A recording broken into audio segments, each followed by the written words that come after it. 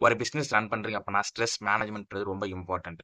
அந்த ஸ்ட்ரெஸ் மேனேஜ்மென்ட்ட எப்படி ஹேண்டில் பண்றதுன்னு சொல்லிட்டு இந்த வீடியோல கம்ப்ளீட்டா நான் பார்ப்போம். ஃபர்ஸ்ட் ஸ்ட்ரெஸ் மேனேஜ்மென்ட்னு சொல்ற ஒண்ணுமே இல்ல. நம்ம இருக்கிற அ வெளியில இருக்கிற விஷயத்த நம்ம மைண்ட் செட்ல உள்ள போடுறது தான். அத பத்தி திங்க் பண்ணிட்டு நம்ம பேட் டிசிஷன் எடுக்கிறது தான் ஸ்ட்ரெஸ் மேனேஜ்மென்ட். சிம்பிளா நான் சொல்லியிருக்கேன். இந்த ஸ்ட்ரெஸ் மேனேஜ்மென்ட்ட எப்படி ஹேண்டில் பண்ணணும்? ஒரு பிசினஸ்ல ஒரு லாஸ் வருதுன்னா, அந்த லாஸ எப்படி ஹேண்டில் பண்ணணும்? இந்த பிசினஸ்ல ஒரு ப்ராஃபிட் வருதுன்னா எப்படி ஹேண்டில் பண்ணணும்னு சொல்லிட்டு நெறைய பேருக்கு தெரியாது. அப்படி தெரியாதனால தான் நெறைய பேர் ராங்கான ரூட் எடுக்குறாங்க. ராங்கான ரூட்டுக்கு ஒரு சின்ன எக்ஸாம்பிள் சொல்றேன். 2019 விஜே சித்தார்த்தா காஃபி டே அப்படின்னு சொல்லிட்டு வச்சிருக்க ஒரு பெரிய ஓனர். அவரே வந்து சூசைட் அட்டெம்ப்ட் பண்ணிட்டார். எதனால அப்படின்னா 7,000 கோடி அம் பணத்த அவரால எடுத்து பண்ண முடியல.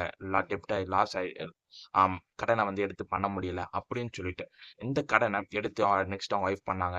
4,000 வெறும் 400 கோடி கிட்ட தான் இருக்கு இப்போ கடன். இந்த விஷயத்துல என்ன தெரியுது அப்புட்ன்னா, அவருடைய இதுக்கு முன்னாடி அவர் லைஃப்ப பார்த்தீங்கன்னா, ஜீரோலேருந்து ஸ்டார்ட் பண்ணியிருக்காரு. அவர் பெரிய இன்னோவேட்டர்ன்னு கூட சொல்லலாம். ஒரு காஃபி டே அப்படின்னு சொல்றது வந்து, காஃபி டே அப்படின்னு சொல்றது ஜஸ்ட் ஒரு காஃபி குடிக்கிற ஒரு பிளேஸ் தான். டீ கடை தான். அந்த டீ கடைய எப்படி மாத்துனாரு எப்படின்னா, டீ கடை எல்லாருமே டீ குடிக்க தான் வருவாங்க. ஆனா, டீ குடிக்கிறதுல ஒரு பிளைண்ட் ஸ்பாட் இருக்கு. லைக் அந்த ஒரு செக்டார்ல ஒரு சின்ன ஒரு அ ப இ க ப்ராப்ளம் இருக்கு. லைக் எல்லாருமே டீ குடிக்க வராங்க. டீ குடிக்கிற இடத்துல வந்து நார்மலா வந்து எல்லாருமே பேச முடியும்.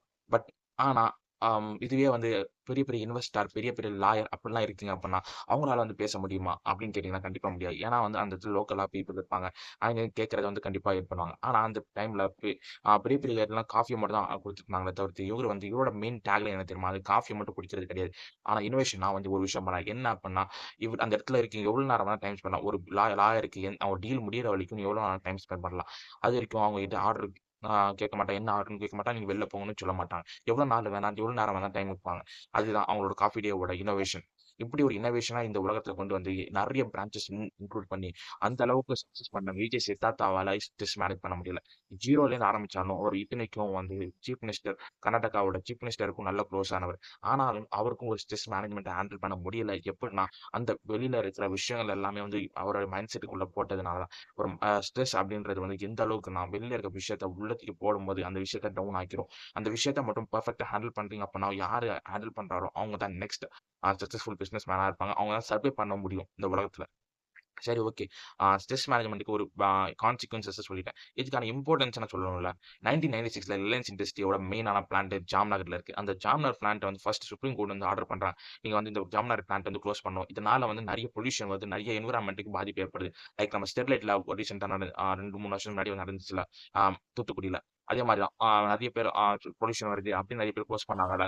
அதே மாரி குளோஸ் பண்ணணும் அப்படின்னு சொல்லிட்டு ஃபர்ஸ்ட் அப்பீல்ல சொல்றாங்க. அதுக்கடுத்து அவங்க ரிலையன்ஸ் இண்டஸ்ட்ரி வந்து கேட்கறாங்க, அப்பீல் பண்றாங்க. எதுனால நான் குளோஸ் பண்ணணும்? நான் என்ன பண்ணணும்? இதுக்கான ரெமெடி என்ன?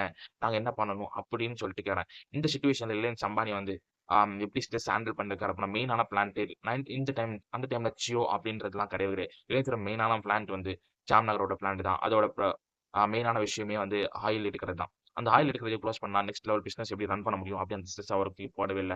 ஷேர் மார்க்கெட் வந்து பயங்கரமா டவுன் ஆயிட்டே இருக்கு. அது எப்படி பாசிட்டிவா மாத்த முடியும்னு சொல்லிட்டு நினைக்கிறாரு.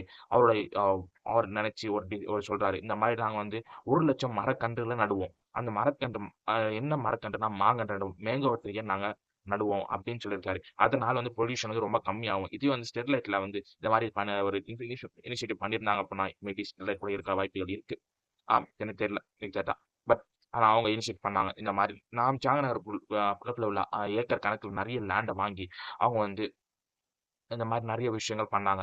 இப்போ உலகத்தில நம்பர் 1 எக்ஸ்போர்ட்டரா இருக்கிறது வந்து ரிலையன்ஸ் இண்டஸ்ட்ரி தான். எதனால அப்பன்னா ஜாம்நகர் பக்கத்துல உள்ள இடத்துல 1,00,000 மரக்கன்று நட்டாங்க. அப்போ 20 வருஷம் முன்னாடி. இப்போ அந்த மரக்கன்று எல்லாமே நல்ல ஆ பலன் தருது. என்ன பலன் அப்பன்னா மேங்கோ எக்ஸ்போர்ட் பண்றாங்க. எல்லாமே மரம் நட்டது எல்லாமே மேங்கோ.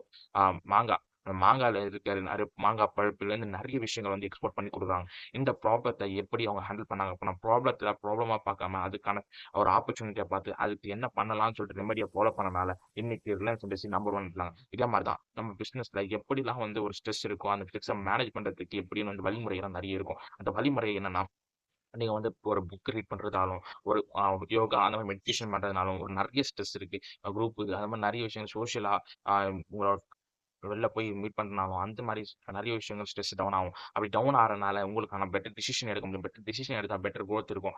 டிசிஷன் எடுக்கிறனால தான் மெயினா ஸ்ட்ரெஸ் மேனேஜ்மென்ட் தேவைப்படுது. ஸ்ட்ரெஸ் மேனேஜ்மென்ட்க்கு உங்களுக்கு இருக்கு தெரியும் அப்புட்ன்னா, உங்களுக்கு என்ன வேணா சஜெஸ்ட் பண்ணுங்க. இன்னுமே உங்களுக்கு ஸ்ட்ரெஸ் மேனேஜ்மென்ட் டவுட்டா இருக்கு. எப்படி நான் மேனேஜ் பண்ணணும்னு தெரியல அப்புட்ன்னா, கண்டிப்பா கமெண்ட் செக்ஷன்ல சொல்லுங்க. அதுக்கான கிளியரான வீடியோ நான் உங்களுக்கு போடுறேன்.